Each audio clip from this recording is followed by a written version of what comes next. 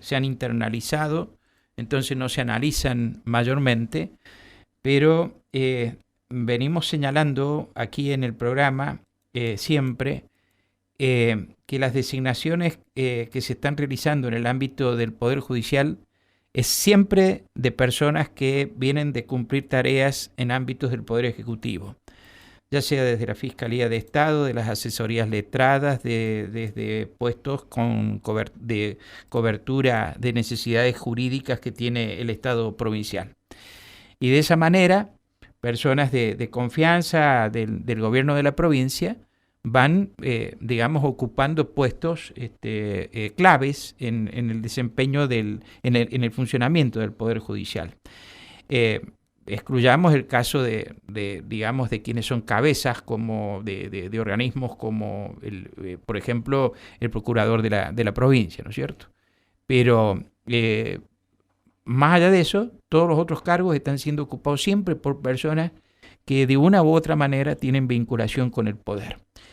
Y lo que ha acontecido con los acuerdos prestados rápidamente esta semana en el Senado es que exministros, ex jefes de programas de seguridad o jefes de programas de seguridad, jefas de unidad de la Unidad Provincial de Juzgamiento de Faltas Administrativas, personas que han tenido distintos cargos en el ámbito del Poder Ejecutivo, miembros del cuerpo de asesores letrados, por ejemplo, del Ministerio de Gobierno, Justicia y Culto, de programas, de subprogramas, todos ellos han recibido el acuerdo del Senado para que se desempeñen como fiscales adjuntos en las 3 circunscripciones judiciales y también para otro grupo para que se desempeñen como defensores oficiales en las 3 circunscripciones judiciales.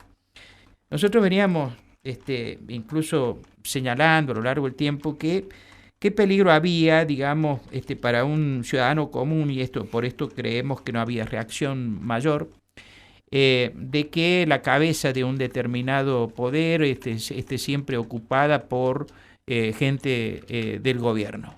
Que en un juicio por divorcio no te van a fallar en contra por eso, en un protesto de pagaré no te van a fallar en contra por eso, pero ahora me parece que la cuestión ha llegado a un extremo en que todos estamos en peligro. Todos estamos en peligro. ¿Eh? Con este tipo de funcionarios, además siempre obedientes al Poder Ejecutivo, estén en la esfera donde estén, te acusan y también te defienden. Entonces, si te acusan, te acusan. Y te tenés que tragar lo que haya, ¿no? En un lugar donde funciona la justicia como funciona, a mí me parece que es un peligro. Eh, Charlie Pereira es diputado provincial, pertenece al bloque Unidos por San Luis. Charlie, buen día, ¿cómo te va? Hola, muy buenos días, Mario. Bueno, escuchando atentamente tu editorialización sobre el tema a la cual adhiero, entiendo que lo has reseñado muy bien. Sí, la justicia efectivamente está en peligro. Yo recuerdo, sabes, Mario, que mi desarrollo profesional como abogado al comienzo siempre estuvo de la mano de la actividad en el colegio de abogados, en la época donde Guillermo Belgrano Rawson era presidente del colegio, después de la normalización de la actividad institucional del colegio que había sido disuelto escandalosamente, ¿te acordás de ese Sí. precedente, no? Entonces después se le restituyen sus competencias, el gobierno y la gestión de la matrícula profesional. Bueno, en ese renacer, después de los años 2000, de la actividad de la colegiación, involucró una cantidad de colegas y jóvenes profesionales que, bueno, al calor de la defensa, de velar por la actividad, correcto funcionamiento del Poder Judicial, nos fuimos involucrando después algunos en la actividad política, ¿no? Con lo cual el tema de la justicia es muy sensible en lo personal para mí, no solo como abogado, porque es sensible porque uno tiene una familiaridad con los funcionarios, agentes y empleados del Poder Judicial, ¿no? Que son quienes además están sufriendo esta embestida política, ¿sí? En el día a día. Y también con el justiciable, que es la persona que encuentra hoy y se siente impotente y frustrada de ver cómo hay un poder judicial que no solo ya no, a ver, no funciona, sino que no da ninguna garantía ya de imparcialidad a la luz de todos estos nombramientos. Yo recuerdo una etapa que hicimos, una revista del Colegio de Abogados que editábamos, donde la tapa era la mora del Poder Judicial, y había causado cierto escándalo al interior del Superior de Justicia. Y en una década pasamos de la mora, ¿no es cierto?, una lentitud, ¿no?, en la celeridad, en una justicia que llega extemporáneamente o tardíamente. Pasamos de esto, creo, Mario, hoy, hablando con muchos colegas, a una parálisis ya directamente del funcionamiento del Poder Judicial. Y que tienen que ver con una serie de causas. Una, naturalmente, es la promoción de funcionarios que no son idóneos, Mario, porque no solo de revelar credenciales y filiaciones políticas con el oficialismo, de venir a ser funcionario, tampoco se han destacado en la administración pública, en el Ejecutivo, entonces menos aún lo van a hacer en un organismo complejamente técnico como es el Poder Judicial. Bueno, eso tiene que ver con la parálisis, ¿no?, que afecta directamente a los ciudadanos. Y en segundo lugar, además de esta parálisis, producir un gran descreimiento entre la ciudadanía respecto de las posibilidades de que esto funcione bien. Te digo algo más, Mario, antes de que me hagas alguna pregunta.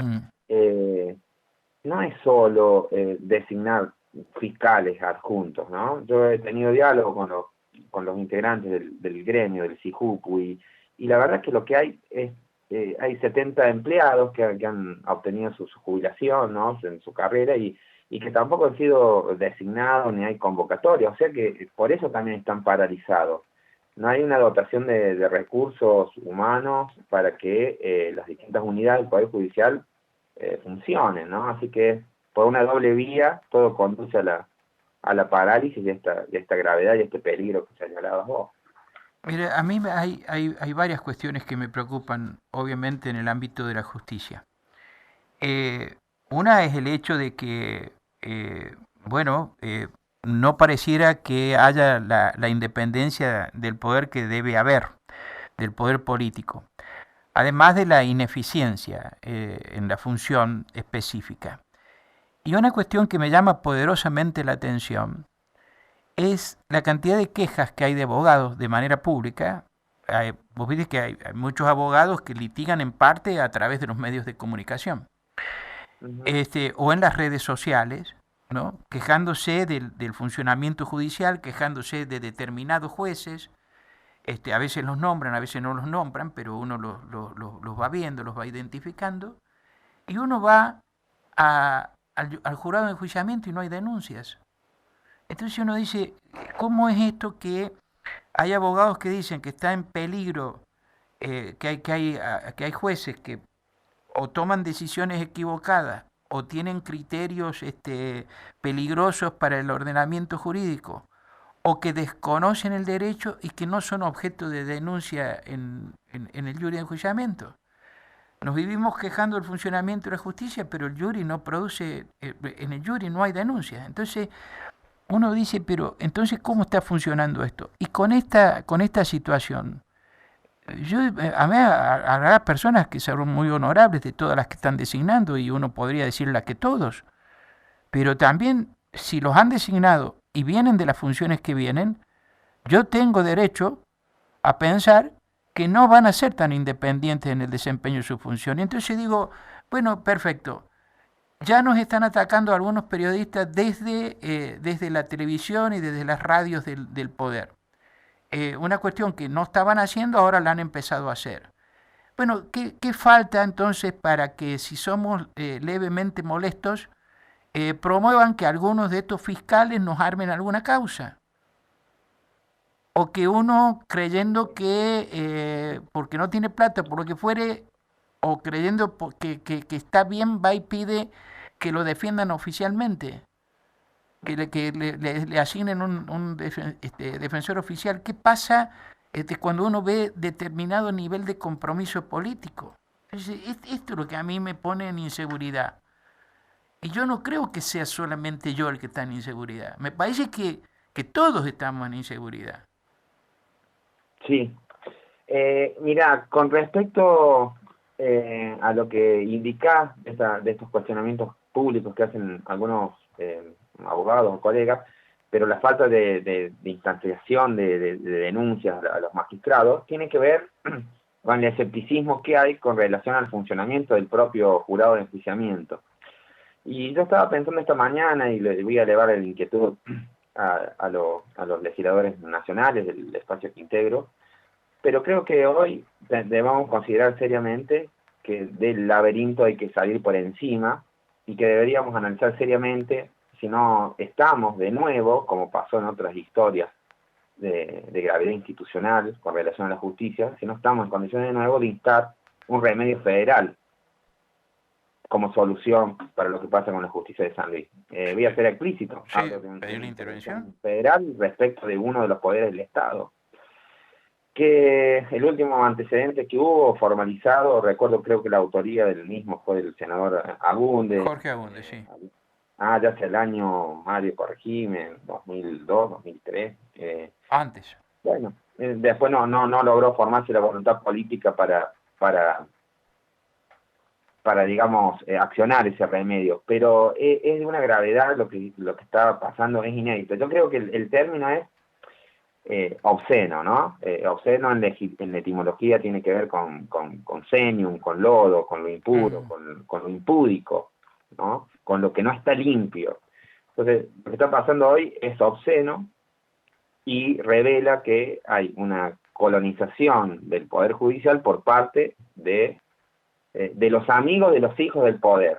A ver si nos seguimos el razonamiento. Amigos, Sí. ¿por qué? Porque hay una afinidad como funcionarios, como empleados, como dependientes de estos nuevos funcionarios judiciales con relación a sus jefes políticos, ¿no? Que están en el gobierno, en Terrazas de Portezuelo, que a su vez son, ya no es Alberto Rodríguez ya directamente, sino los hijos, el linaje político que está en Terrazas de Portezuelo, ¿no? De los hijos del poder. Y ahora, ¿a qué efecto, para que lo entienda el oyente, el ciudadano de a pie, el laburante, a qué efecto? Cuando hablamos de los agentes fiscales, Mario, las competencias que tienen establecidas son de una importancia decisiva y trascendental. ¿Por qué? Porque tienen a su cargo, ¿no?, velar por la procuración de digamos, por la acción penal, ¿no? Ya había pasado algo escandaloso con la designación de un exdiputado, de un diputado con mandato vigente que pasó a ser el jefe de los fiscales, el doctor Luis Martínez, ¿sí? Bueno, no satisfechos con haber colonizado la cabeza de los fiscales, ahora el cuerpo de los fiscales se integra también con amigos del poder, y con funcionarios que vienen de vivienda, seguridad vial y del propio Ministerio de Gobierno, ¿sí? Sin mayores antecedentes que los acrediten como personas que tengan idoneidad para ejercer esas funciones. Que dicho, voy a tomar como fuente tu propio programa, Mario, una nota que le hace el 27 de mayo, entiendo, o el 26, Verónica Miranda al procurador, a Luis Martínez, respecto de la ley de narcomenudeo, de la posibilidad de que la provincia adhiera a la ley nacional y tome para sí la competencia. Y ahí la verdad que está en lo cierto, Luis Martínez revela preocupación porque deja entrever que no tiene los recursos ni las calificaciones de los funcionarios que han rendido o que han accedido a la justicia para llevar adelante ese tipo de persecución, ¿no? de penal. Y no solo eso, ¿qué haríamos eventualmente en una justicia como esta con la droga incautada, ¿no? Es otro tema. Pero esto es una digresión. Vuelvo al tema de fondo, que tiene que ver con la colonización de la justicia. La colaboración del ciudadano también tiene que ver con que los fiscales son los encargados de velar porque las acciones penales no prescriban, que se sustancien, que tengan instrucción, que se recolecte la prueba, ¿no? Entonces, puede que en algún momento algún funcionario comprometido con alguna causa penal, bueno, las acciones no sean promovidas y que haya una prescripción, que es la extinción de la acción, es decir, la extinción del interés del Estado en sancionar una conducta ilegal de un miembro, por ejemplo, del Poder Ejecutivo o de cualquier otro ciudadano. Entonces, también traduciendo, acá lo que se está buscando es tener amigos para que, ante una hipótesis de denuncia o de alguna acción ilegítima o de cualquier delito, tener un teléfono a mano para asegurar impunidad. Es fuerte, creo, lo que estoy diciendo, pero el ciudadano tiene que entenderlo en esos términos. Pero mira, hay tantas cuestiones que uno puede deducir de esto a partir de la propia experiencia del mal funcionamiento que tiene la justicia. Por ejemplo, ante los abusos policiales, ¿no? Claro. Antes vos veías que todos los abusos policiales, todo lo que era abuso policial, bueno, buscame, aparte de un caso reciente, de los centenares de expedientes que se tramitaron a lo largo del presente siglo, no más sin irnos al siglo anterior. En el presente siglo, los centenares de casos, ¿cuántos terminaron en juicio? ¿No? Y vas a ver que están Claro. todos paralizados. Entonces, vos decís, bueno, perfecto, ahora ya no es la policía, digamos, la que asiste a los jueces en la investigación, porque va a haber, según esta reforma, iba a haber se iba a empezar a crear la justicia judicial, la policía judicial. Entonces, bueno, era una manera de quitarle incidencia en las decisiones de los jueces o ahora de los fiscales a la policía. Pero resulta que está el anuncio efectuado, que nosotros lo hemos referido por el ministro de Seguridad, de que se ha dejado de lado la creación de la policía judicial. De manera tal que los fiscales siguen, finalmente la policía va a seguir manejando a los fiscales en las investigaciones. Entonces vos decís, bueno, entonces si hay abusos policiales, ¿cómo hacen los fiscales ahora para ir contra la misma policía en la que ellos se deben basar para trabajar? Así es, Otra Mario, cuestión. sobre Para colmo, todo todos alineados con el gobierno, no van a ir contra la policía para no afectar al gobierno. así es, has dado un buen ejemplo, el caso de los abusos de poder o en el caso de las fuerzas policiales con respecto a los ciudadanos. Y mira, pasa algo más, mira qué llamativo.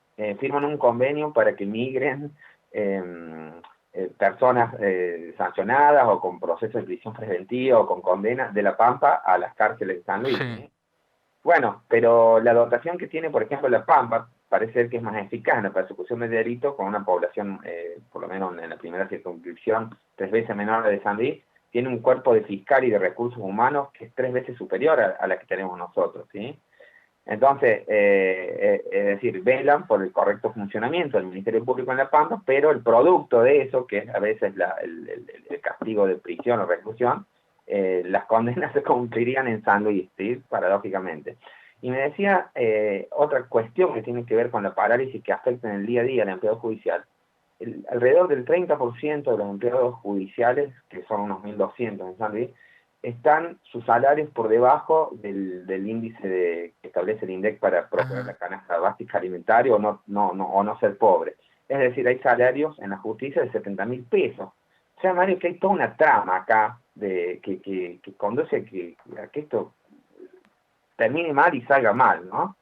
Porque aun cuando hay que ser justo, ¿no? Hay funcionarios que son honorables, Sí, por cierto.